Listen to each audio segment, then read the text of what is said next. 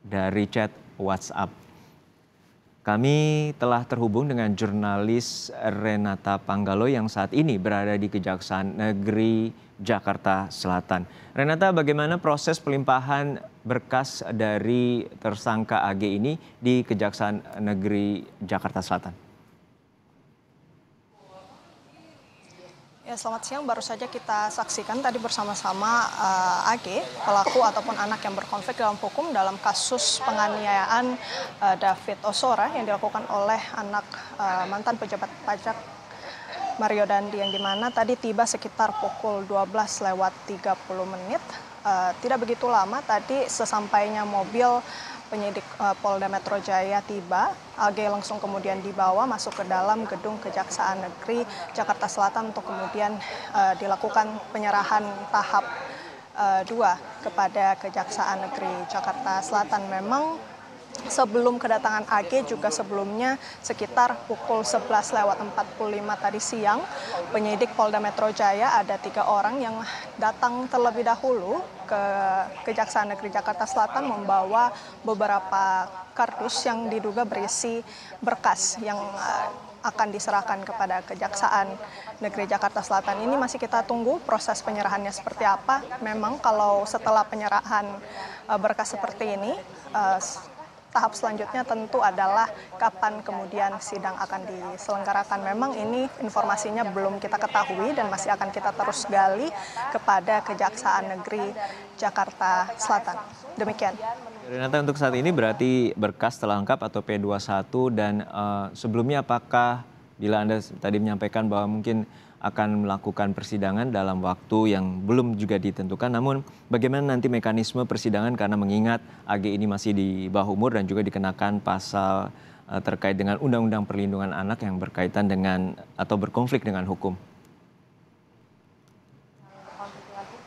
Ya, tentu memang AG ini yang juga sudah ditetapkan sebagai pelaku ataupun anak yang berkonflik dengan hukum sejak awal penyelidikan kasus penganiayaan terhadap David Ozora, dirinya sudah menerima perlindungan begitu dari Kementerian Pemberdayaan Perempuan dan Perlindungan Anak. Kemudian nanti pada saat sidang rencananya akan dilindungi juga oleh Balai Pemasyarakatan, yang dimana memang sebagai anak yang berkonflik dalam hukum sudah ditentukan dalam Undang-Undang Perlindungan Anak.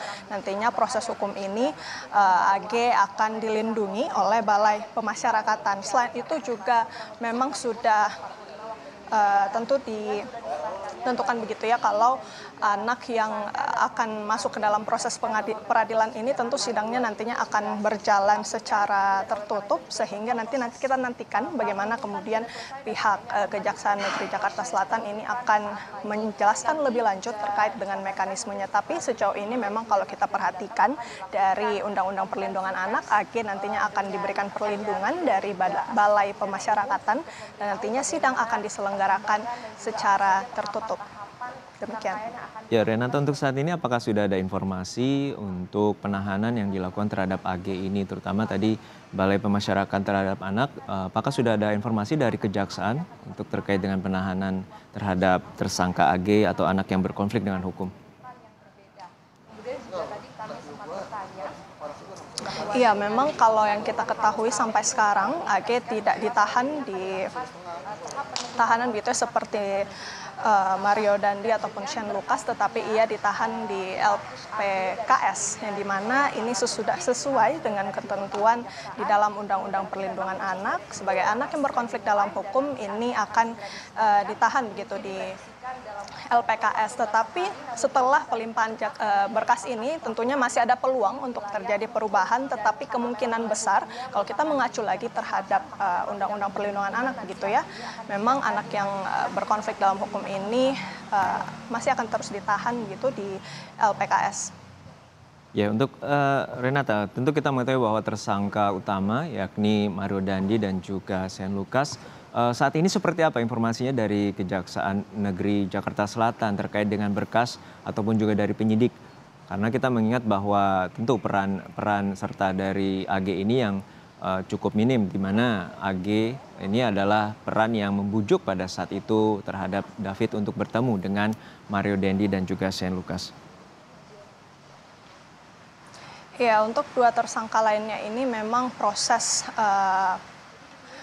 penyidikan masih terus berlanjut karena memang kalau yang kita ketahui dari keterangan Kepala Kejati DKI Jakarta, Reda Mantovani, surat pemberitahuan dimulainya penyidikan atau SPDP untuk para tersangka kasus penganiayaan David Ozora ini sudah diterima oleh Kejati DKI Jakarta. Yang selanjutnya nanti pihak kepolisian juga memang sedang memeriksa beberapa saksi-saksi lainnya untuk memperkuat dugaan perencanaan penganiayaan.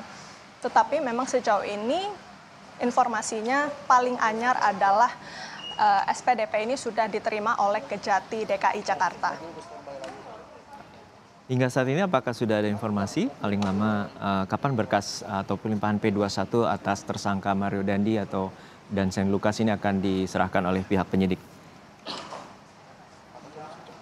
Ya, sejauh ini memang belum ada informasinya. Mengapa kemudian Agnes ataupun AG, anak yang berkonflik dalam hukum ini, lebih duluan berkasnya ini rampung atau P21 ini karena memang statusnya sebagai anak sehingga ini didorong segera untuk dilakukan peradilan begitu ya. Tetapi memang dua tersangka lainnya ini tidak dikategorikan sebagai anak namun sudah dewasa begitu ya, sehingga penyidikan masih terus berlanjut. SPDP sudah diterima oleh Kejati DKI Jakarta dan ini yang kita nantinya juga tentu akan menanti bagaimana kemudian prosesnya ini akan berjalan karena sejauh ini memang polisi masih terus menggali dugaan perencanaan penganiayaan seperti itu. Baik, hingga saat ini proses penyidikan terhadap tersangka Mario Dandi dan juga Shane Lucas masih dilakukan dan saat ini P21 atau pelimpahan berkas tahap 2 tersangka AG telah dilakukan di Kejaksaan Negeri Jakarta Selatan. Terima kasih rekan Renata Panggalo.